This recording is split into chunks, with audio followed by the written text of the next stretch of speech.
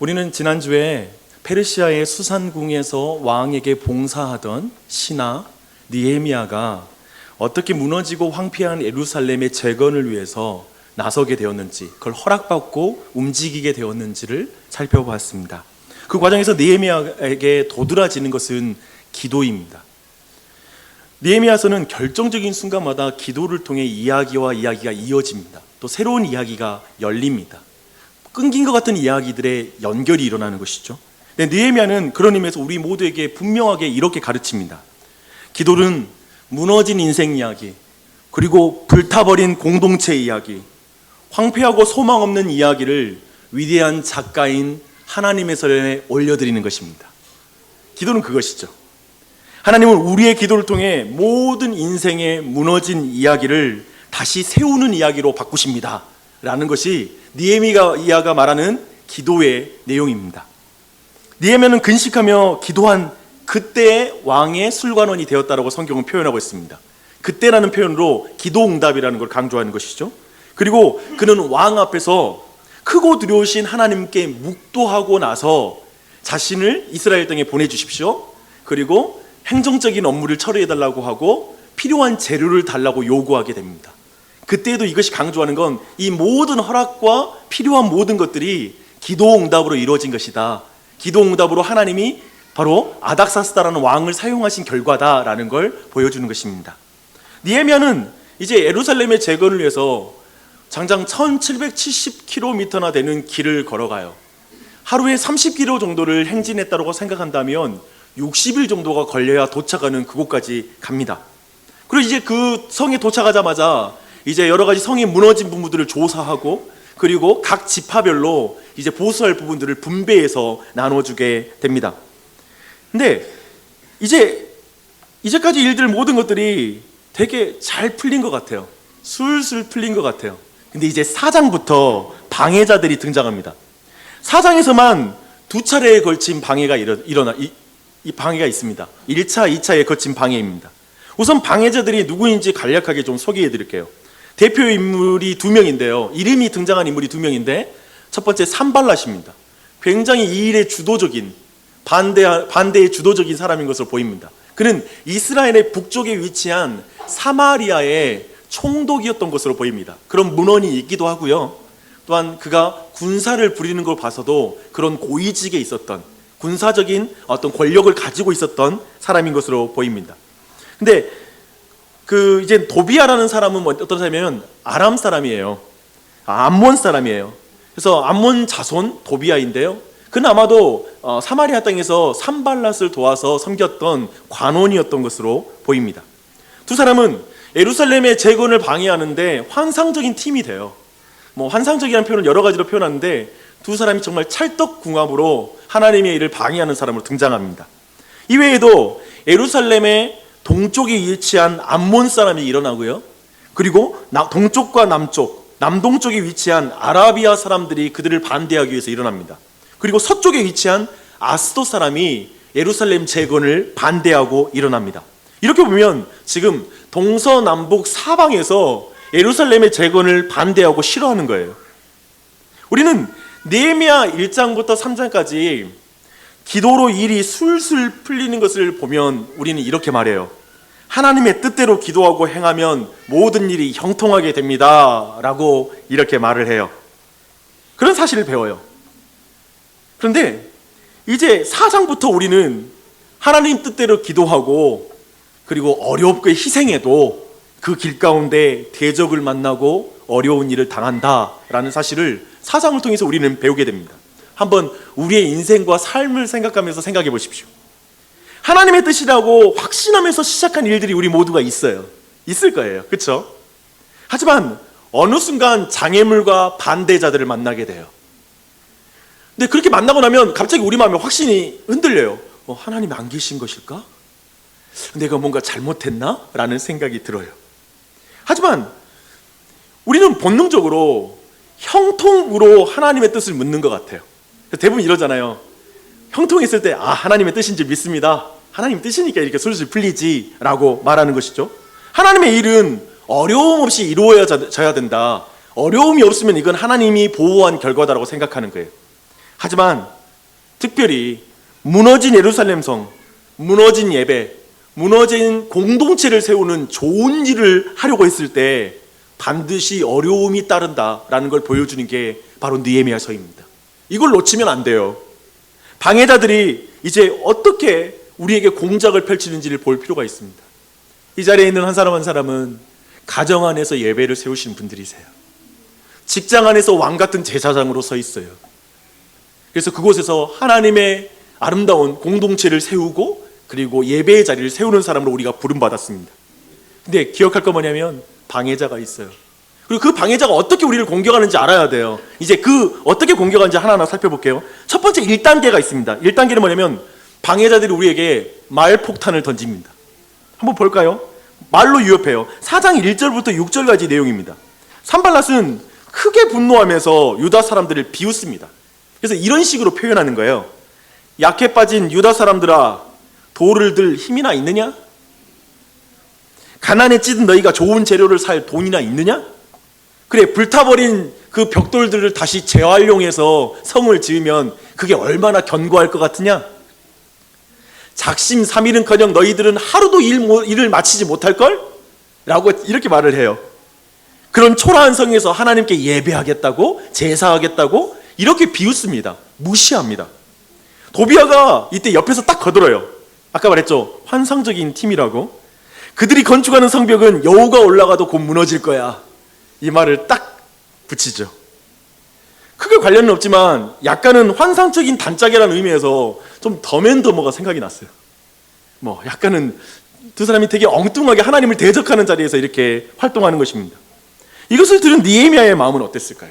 분명히 이 소식은 매우 의도적이든지 어떤 이유든지 이스라엘 백성에게까지 이 소식이 들린 것으로 보입니다.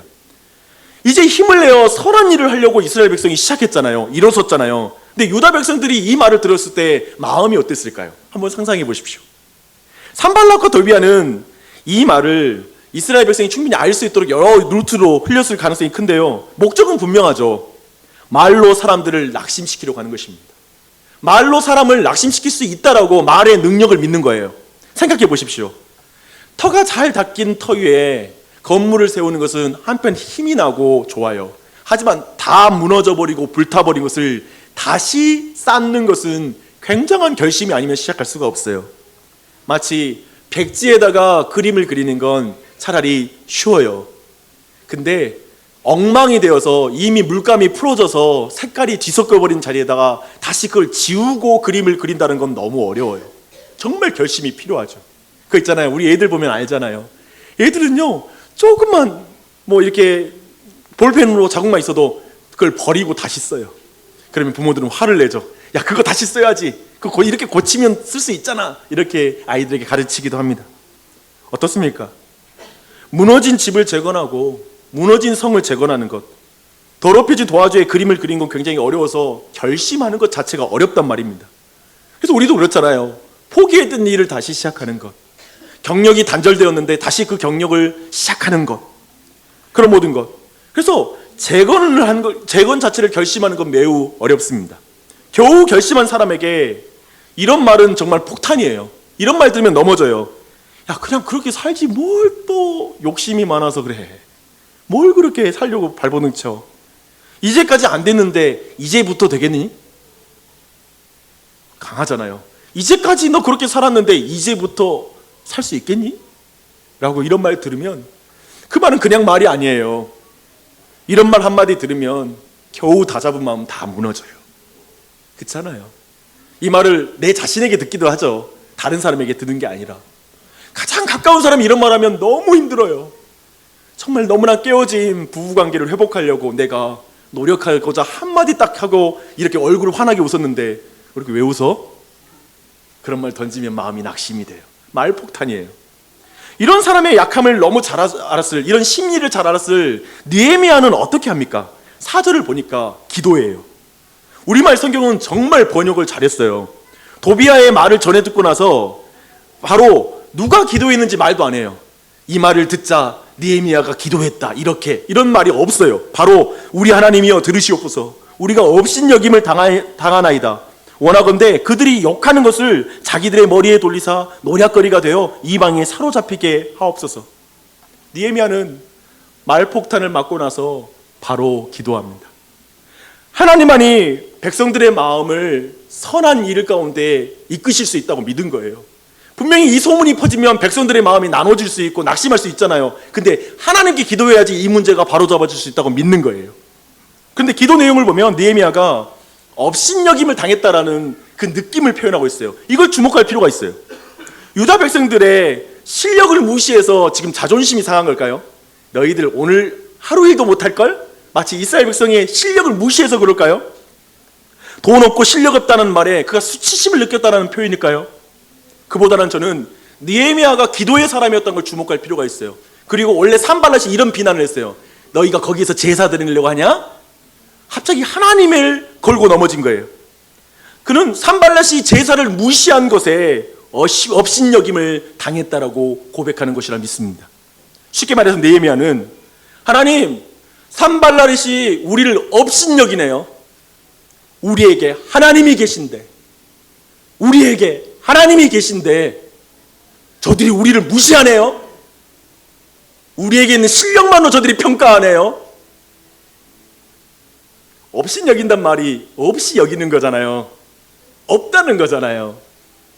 근데 진짜 지금 느헤미야의 마음을 아프게 하는 건 하나님 없다고 말하니까 싫은 거예요. 하나님 없이 자신들을 평가하는 게 싫은 거예요.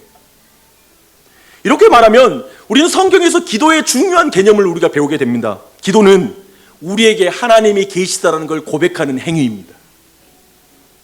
사랑하는 여러분, 기도하십니까? 여러분이 기도한다라는 건 내게 하나님이 있다라는 걸 고백하는 거예요.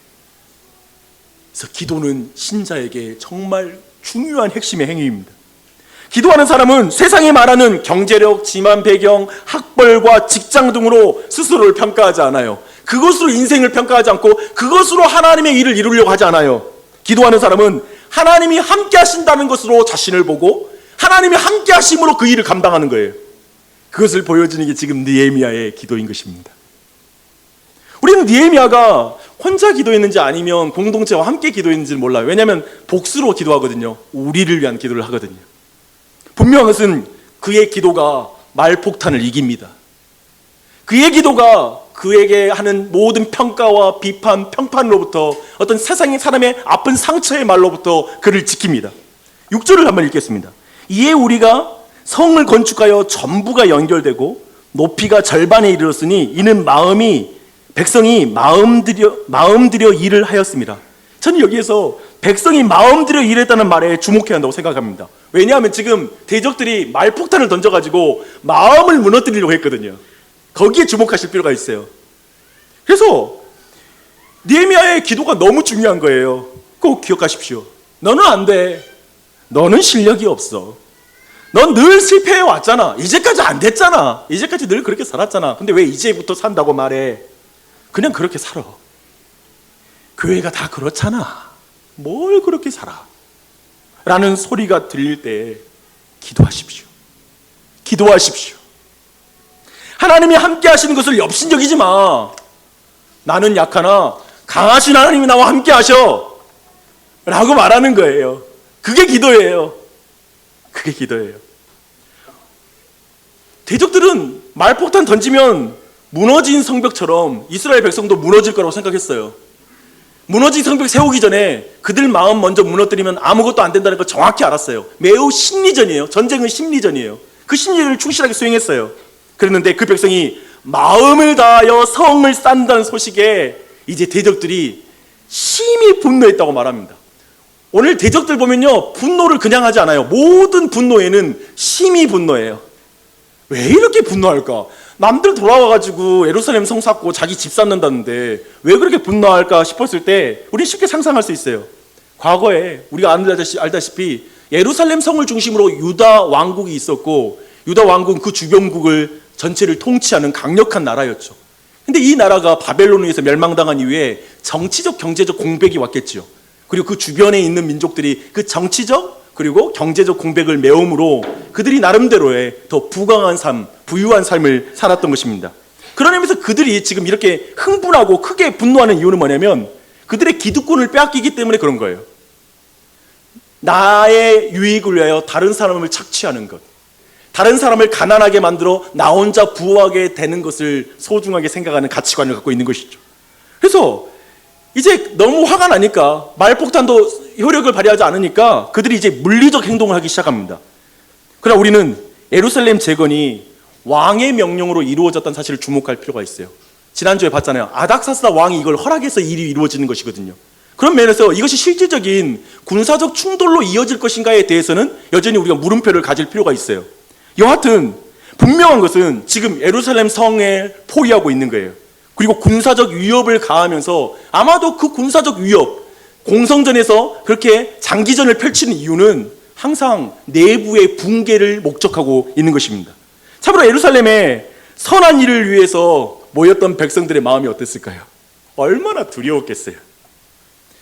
생각해보세요. 처음 시작이 어렵잖아요. 근데 시작을 해가지고 이제 성이 중간쯤 쌓였을 때 얼마나 신바람 났겠어요.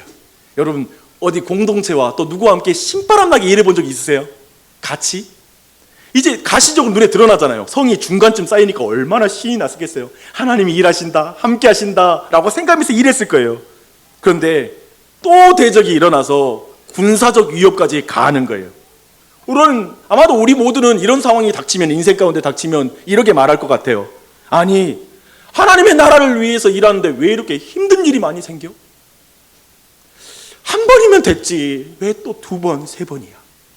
아니, 처음에 그런 작은 문제 이겼으면 문제가 더 작아질 것이 왜 더 큰 문제가 인생에 닥치냐고 라고 말하겠죠. 그렇게 말하면서 하나님 왜 이렇게 일하시나요? 라는 마음이 들 것입니다. 그런데 느헤미야의 백성들은 어떻게 반응했을까요? 9절에 그 반응이 나와요. 우리가 우리 하나님께 기도하며 그들로 말미암아 파수꾼을 두어 주야로 방비하는데, 이 표현은 정말 중요해요. 또 기도하잖아요, 그렇죠? 느헤미야의 특징이에요. 또 기도해요. 근데 우리가 우리 하나님께 기도하며, 사실 대적들이, 그리고 사단이 오늘날의 교회를 깨뜨리려고 할 때에도 마찬가지고 만고불변의 법칙은 뭐냐면 공동체를 깨뜨리려고 합니다. 우리를 깨뜨려서 나를 더 중요하게 만드는 것. 그것이 바로 사단이 가지고 있는, 고대로부터 가지고 있는 전략이에요. 사람이 극한의 위험에 빠지면 어떻게 행동하나요? 나 살고 보자라고 말해요. 그렇죠? 극한의 위험에 빠지면 나 살고 보자라고 혼자 내빼는 것이죠. 사람이 힘든 일이 닥치면 다른 사람 안 보이는 법이에요. 그러니까 다른 사람 잘 도와주는 사람은 진짜 위험하지 않는 사람이야 라고 말할 수 있겠죠. 그렇지 않겠어요? 이렇게 말하면 될까요?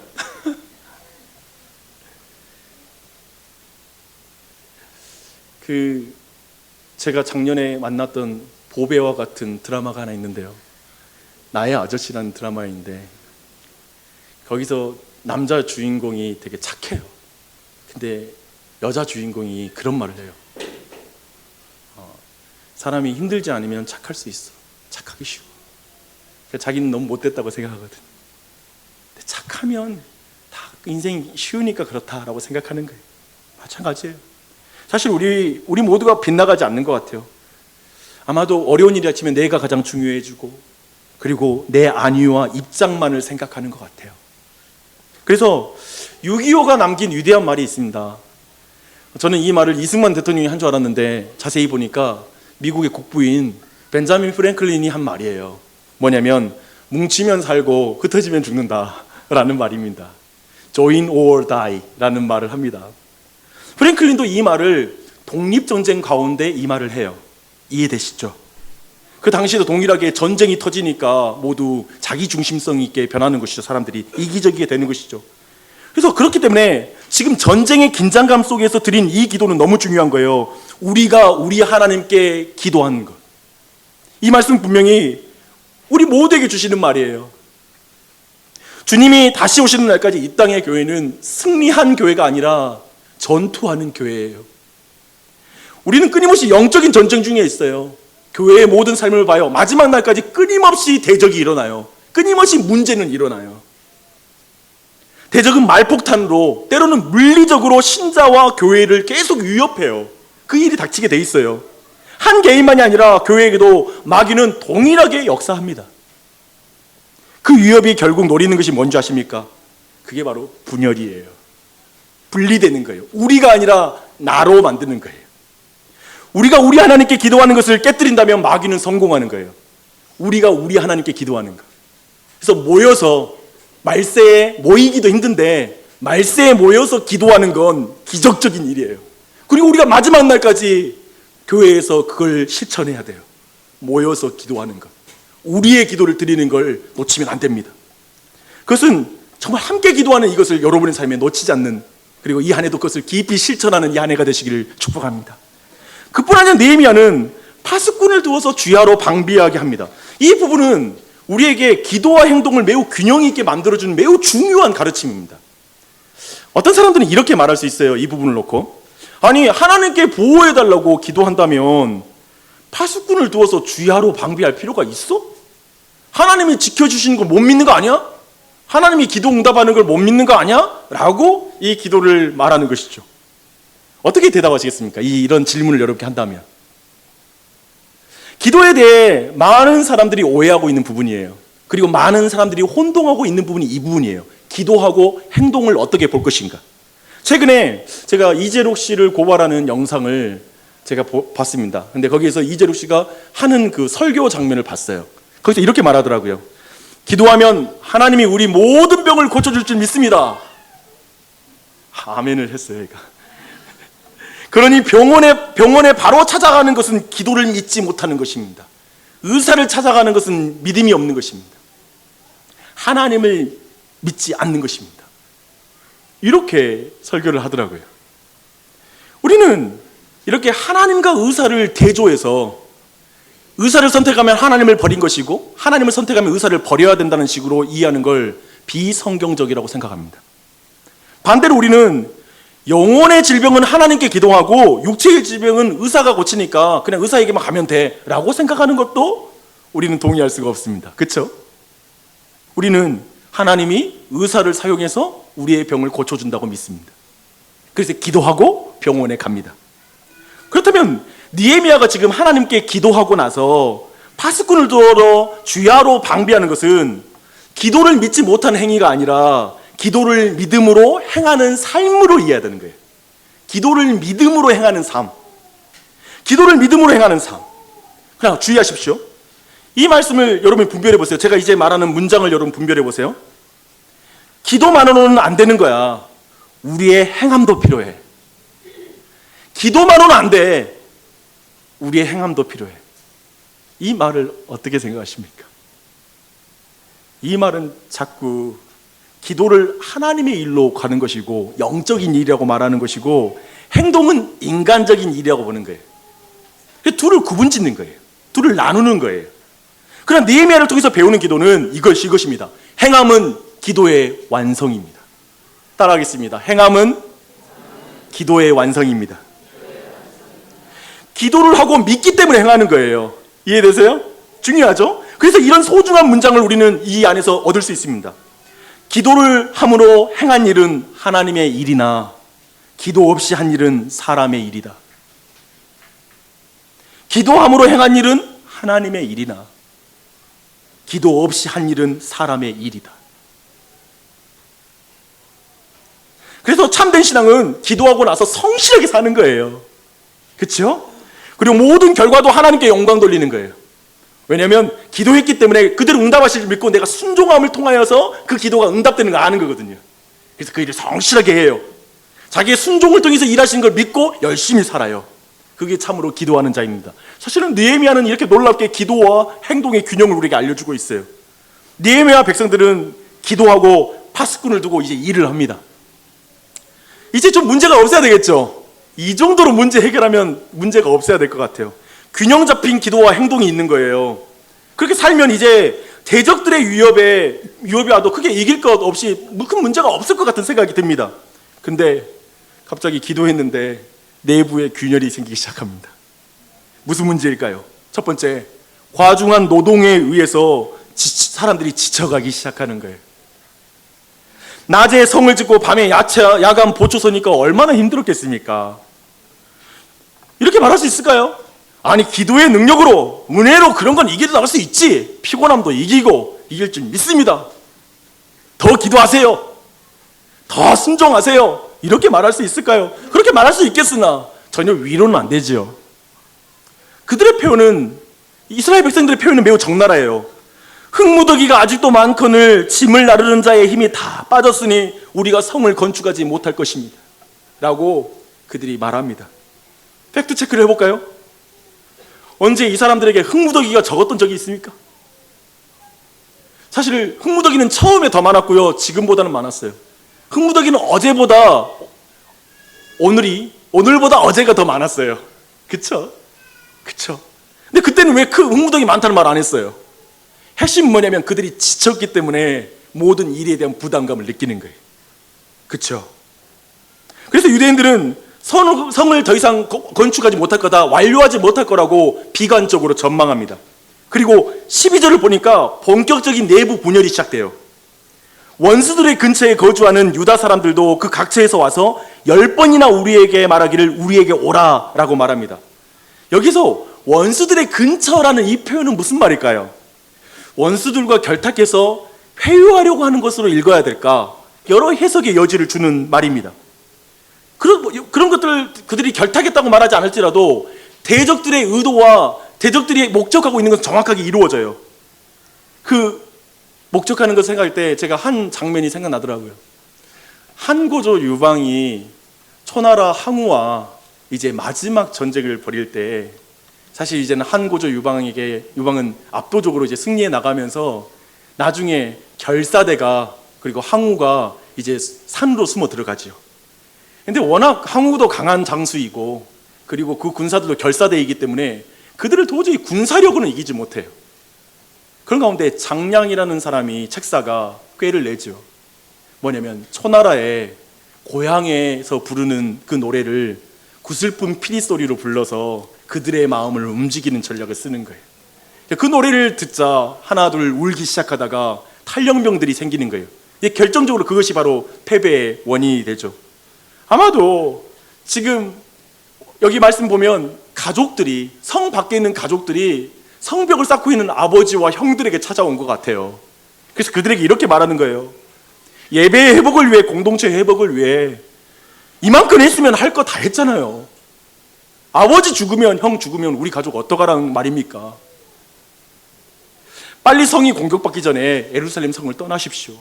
빨리 집으로 돌아오십시오 라는 이런 말을 한 거예요. 얼마나 마음이 흔들리겠어요. 근데 성경 말씀 보니까 10번이나 우리에게 왔다라는 표현을 써요. 10번. 우리는 이런 표현은 뭐죠?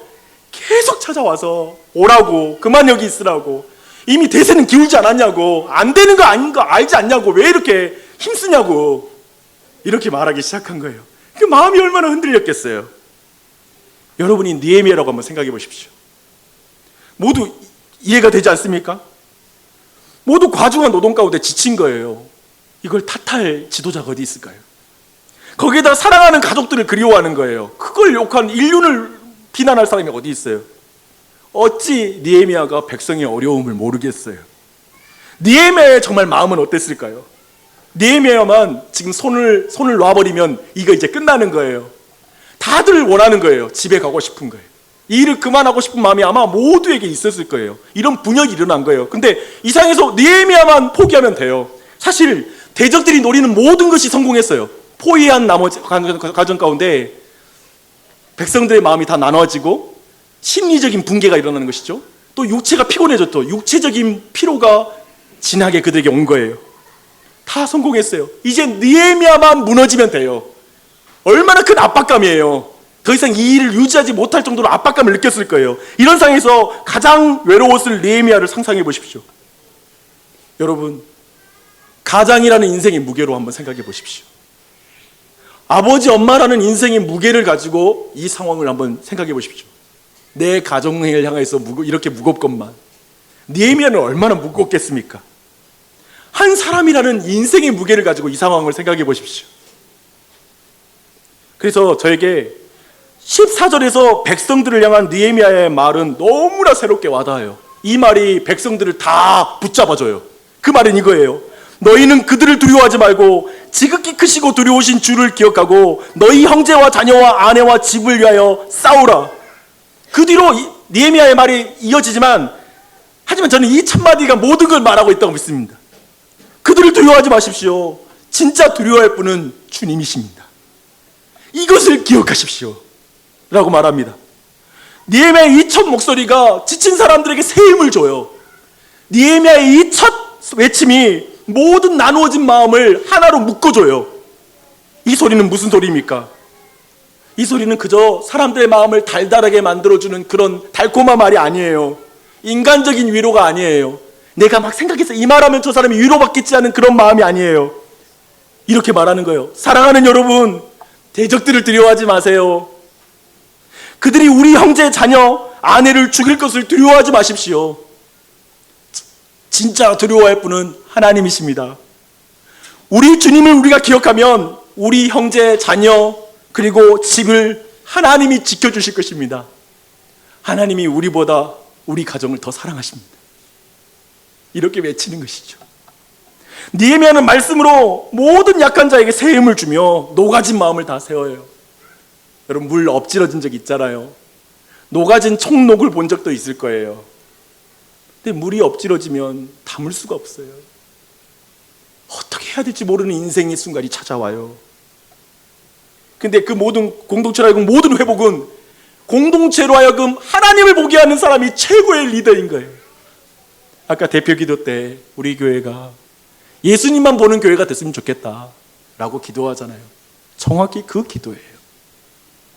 리더가, 아버지가, 어머니가, 어른들이 하나님만 보여주는 것이 성공이에요. 그것을 지금 행하는 거예요.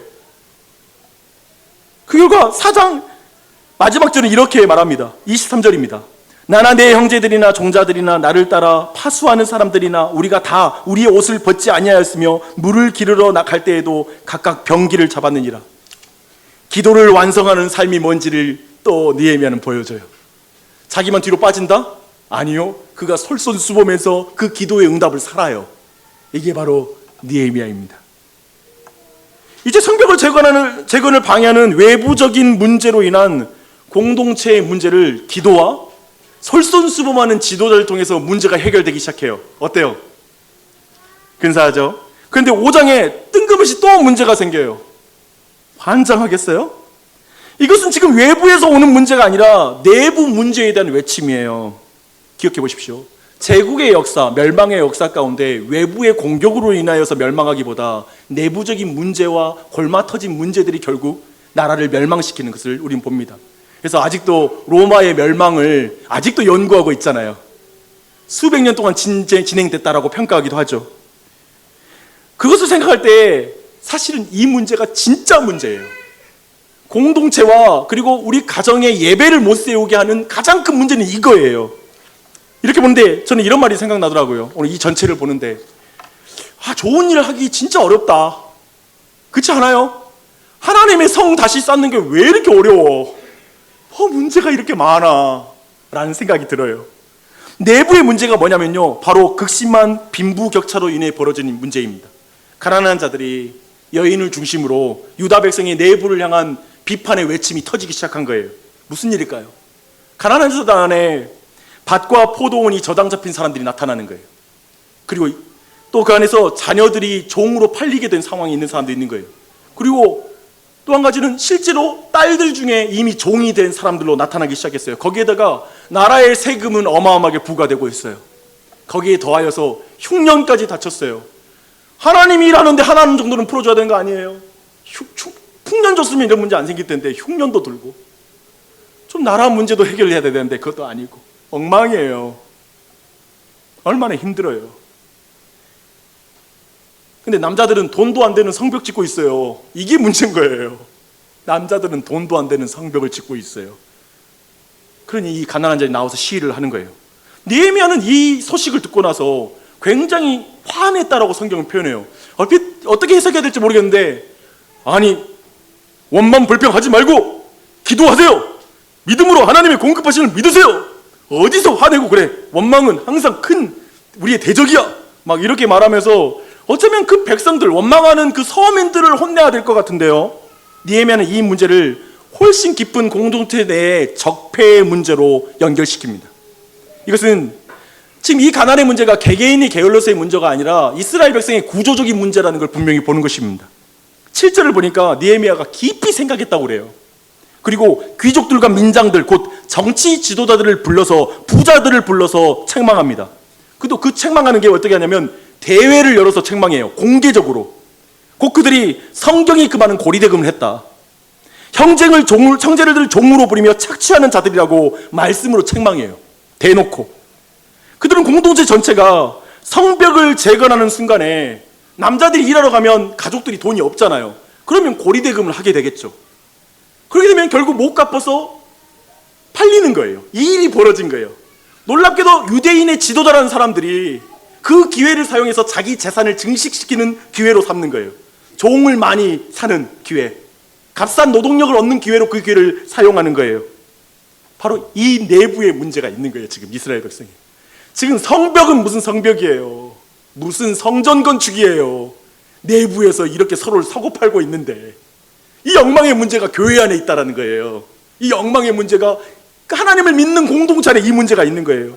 그래서 느헤미야는 공개적으로 회개를 촉구합니다. 근데 놀랍게도 책망을 받은 그 사람들이 회개하고 돌이켜요. 자신의 죄가 지적받았으면 화가 날 법도 하잖아요.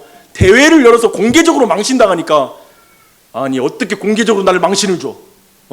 느헤미야 라고 대들 법도 한데 그냥 하나님이 말씀을 정확하게 말씀으로 지적하니까 네 라고 말하며 우리가 당신의 말씀대로 행하여 돌려보내고 그들에게서 아무것도 요구하지 아니하리이다. 성벽이 건설되는 것으로 멈추지 않고 이스라엘의 죄가 드러나고 결국 이스라엘의 마음의 성전이 세워지는 거예요. 마음 안에 하나님의 전이 세워지기 시작한 것입니다. 그래서 마음의 성전이 다시 재건되었습니다. 5장 13절은 이렇게 마칩니다. 회중이 다 아멘하고 여호와를 찬송하고 백성들이 그 말한 대로 행하였느니라. 할렐루야. 아멘. 이렇게 오늘의 모든 이야기가 마무리됩니다. 오늘 이 자리는 우리 청소년들도 많은데 한 사람의 인생 속에 수많은 장애물이 있습니다. 선택을 잘해도 선택을 못해도 장애물을 만나고 어려운 일을 경험해요. 다들 어려운 일 당하면 선택 잘못해서 당했다고 생각해요. 아니요. 선택 잘해도 어려운 일이 닥쳐요. 죽음이 찾아와요. 사고가 부지부식 가운데 와요. 하나님의 백성으로 말씀을 따라 세상을 살 때는 사탄이라는 대적도 나타나요. 세상대로 살아가면 사단도 우리를 크게 건드리지 않는데 우리가 하나님 뜻대로 살려고 그러면 사단이 옆에 붙어서 방해해요. 우리는 인생 속에서 실패를 경험하며 마치 엉망이 된 도화지를 찢지 못하고 거기에다가 다시 그림을 그리고 그림을 그리는 그런 기분을 느낄 때가 많아요. 그렇죠? 얘들은 잘못 그리면 도화지 찢어서 새로운 거 쓰는데 인생은 그게 안 돼. 지금 내가 어디서부터가 잘못된가 모르겠는데 뭔가 지금 내 인생이 잘못됐는데 내 인생 뭔가 잘못 그렸는데 그것을 내가 어떻게 그걸 다시 그릴지 모르겠는 거예요. 하도 고쳐가지고 너덜너덜해지는 인생도 있고요. 손댈수록 더 엉망이 되는 인생도 있어요. 인간적으로 좀 그림을 그려보려니까 더 안 되는 경우가 있어요. 하나님의 백성으로 살겠다는 첫 직장의 마음 다 잃어버렸고 아이를 낳았을 때 내가 하나님의 사람으로 키우겠다는 그 다짐도 어느새 흐려져 버릴 수 있어요. 인생 여정 속에서 공동체에 대한 상처를 받아서 공동체에 대한 기대감도 많이 사라진 사람도 있을 수 있어요. 그래서 다시 시작하는 게 너무 힘든 거예요. 다시 시작하는 거. 다시 시작하는 거. 근데 저는 여러분에게 그 엉망이 된 도화지를 여러분의 인생을 주님께 올려드리는 그 기도를 다시 시작하기를 축원합니다. 그런 은혜가 있길 바랍니다. 여러분의 인생을 멋지게 바꾸실 거예요. 제가 어렸을 때 미술 시간에 가장 선생님 앞에 한번 그림 그리고 갔다가 칭찬받은 게 있었어요. 한 번은 이제는 그 정무라라고 하나요? 꽃병 세워놓고 그리는 그림. 근데 내가 그리다가 이게 잘못 그렸어요. 근데 엉망이 됐는데 그 위에다가 새로운 도화지를 안 쓰고 덧칠해서 그렸거든요. 가져갔는데 갑자기 선생님이 이거 네가 그린 거 맞아? 그러는 거예요. 그래서 아니 분명히 내가 그렸다고 혼날 줄 알았거든요. 그 그림 위에 덧칠했으니까. 근데 그런 거 있잖아요. 덧칠해서 그림이 아름답게 되는 경우. 깜짝 놀랐습니다. 내 인생이 내 인생으로 내가 못 그리면 끝날 것 같은데 하나님 손에 올려드린 기도를 드릴 때 하나님이 그 그림을 그리시는 거예요. 그 길을 가다가 기도의 길 가고 예배를 세우고 하나님의 사람으로 살아갈 때 말폭탄 맞겠죠. 경제적인 어려움과 육체적인 질병이 찾아올 수 있겠죠. 그런 일을 닥치면 내가 공동체 돌볼 수 없어, 나도 못 섬기고 있고 나도 제대로 못 서 있어라는 마음이 들고 가정 문제 해결하기에도 바쁜 내 인생, 그러면서 우리가 사라진 기도를 드릴 때가 있겠죠. 나밖에 보이지 않는 인생을 살아갈 때도 있겠지요. 그런 가운데 모든 두려움과 절망이 내 마음을 차지할 때가 있을 거예요. 그런데 그때 하나님이 나와 함께 하신다는 그 믿음이 있는 은혜가 있길 바랍니다. 하나님이 나와 함께 하신다. 다른 걸로 평가하지 마. 만군의 하나님이 나와 함께 하셔. 업신여기지 마. 스스로를 업신여기지 마세요. 스스로를 업신여기지 마세요. 여러분의 남편을 업신여기지 마세요. 하나님이 있어요. 여러분의 아내를 업신여기지 마세요. 부모를 업신여기지 마세요. 하나님이 있는 부모예요. 아멘이십니까? 그러면 업신여기면 안 돼요. 하나님이 그와 함께 하시니까요. 이 길을 걸을 때 육체가 지치고 마음이 나누는 모든 상황 속에서도 모든 걸 회복시키시는 분은 크고 두려우신 하나님이세요. 그분을 보세요. 사람도 아니고 환경도 아니라 그분을 보세요. 크고 두려우신 하나님이 나의 하나님이다. 우리 하나님이다.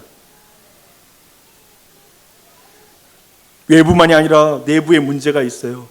이기적인 자기 사랑. 제가 보니 이것이 제일 위험한 거예요. 가장 강력한 대적이에요. 근데 기억하세요. 그렇게 이기적이고 나만을 생각하는 그 죄인, 다른 사람에게 피해 주고서라도 나 자신이 잘 되는 걸 추구하는 나, 급한 일 생기면 죄가 다 드러나는 나, 이기적인 나가 다 드러나는 나이지만 그런 나를 위해서 하나님께서 하늘 보좌를 버려두고 나를, 자기 사랑에 빠진 나를 구원하기 위해 자기 사랑을 벗어나셔서 이 땅에 내려오신 예수 그리스도가 우리의 주인이십니다. 그분을 만나는 은혜가 있길 바랍니다.